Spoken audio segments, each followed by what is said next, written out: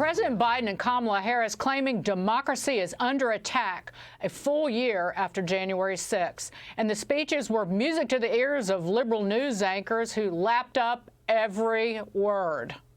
The President of the United States delivering an extremely powerful, very, very significant speech. It was a rhetorically very forceful speech. This may well become the strongest speech he's ever given.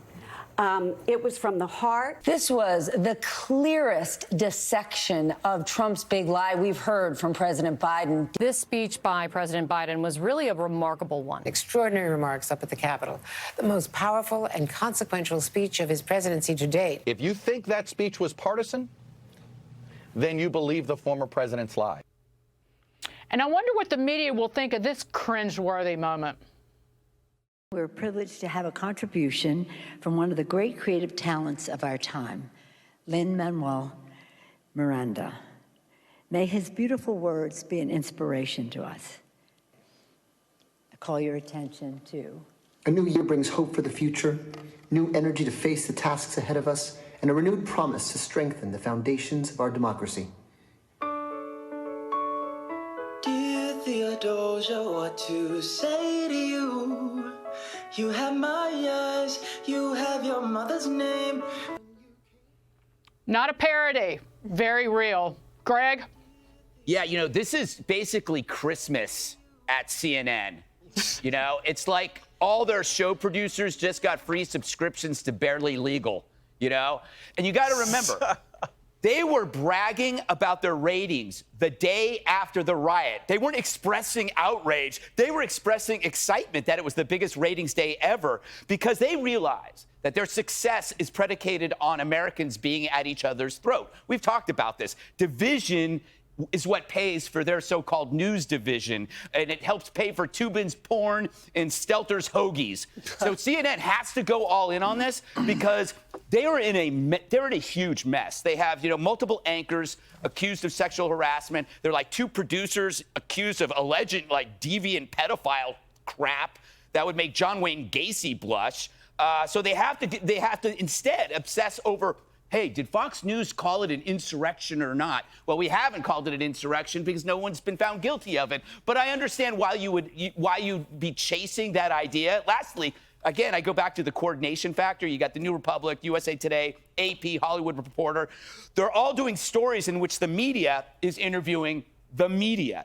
And it tells you that thing that I always say before, that nothing happens in this world unless it happens to the media. They have to be the center of the story, the fearless media battling PTSD to revisit this trauma. That's why they didn't care about the riots. They didn't care about Portland because it wasn't about them. But this is about them and their political heroes.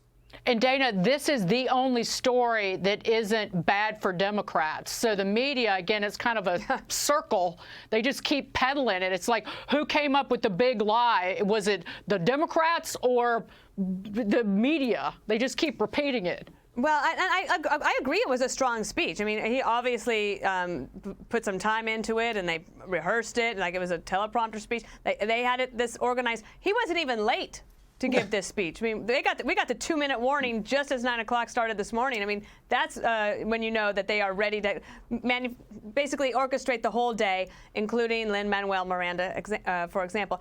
I want to say one thing about that suggestion that if you think that speech was partisan, then you must believe the lie. That's ridiculous. Never believed that. Never believed that the election was stolen. Never said that. And I can still listen to that speech, but don't just take it from me.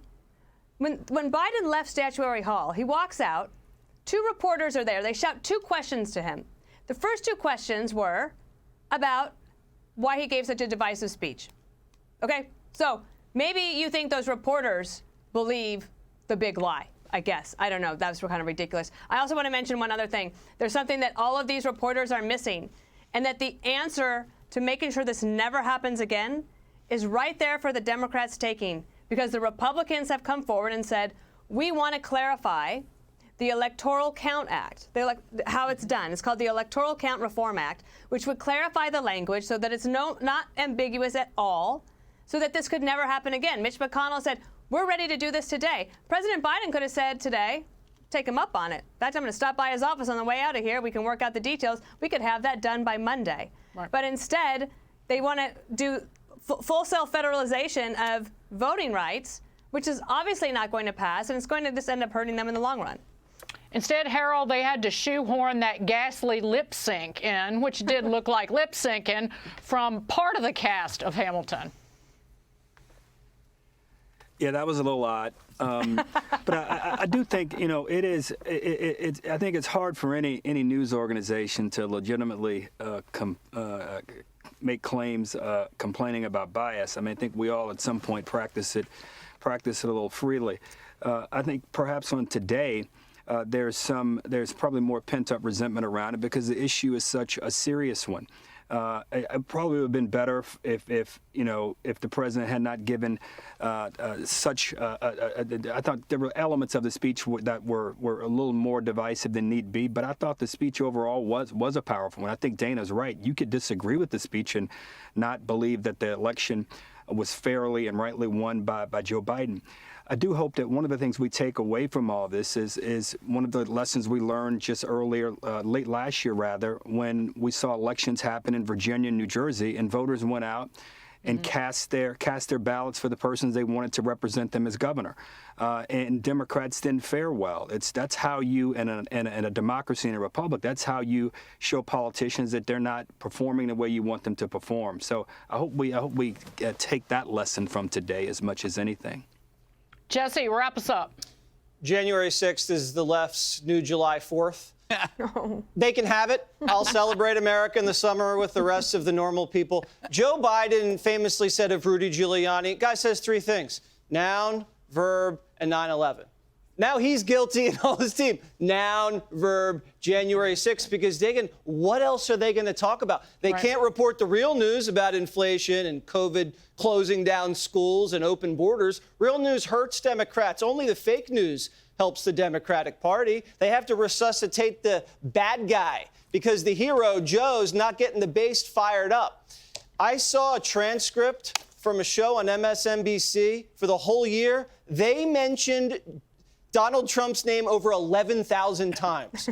Only mentioned Biden's name a little over 4,000 times. Wow. He's not a genie. You can't keep saying Trump and he's going to come out of a lamp. Here's the thing. He actually might beat Joe Biden if the election was held. Emerson says he'd beat Joe Biden if the election was held today. So you know what? Keep saying his name. Might hurt you. Boom. Hey, Sean Hannity here. Hey, click here to subscribe to Fox News YouTube page and catch our hottest interviews and most compelling analysis. You will not get it anywhere else.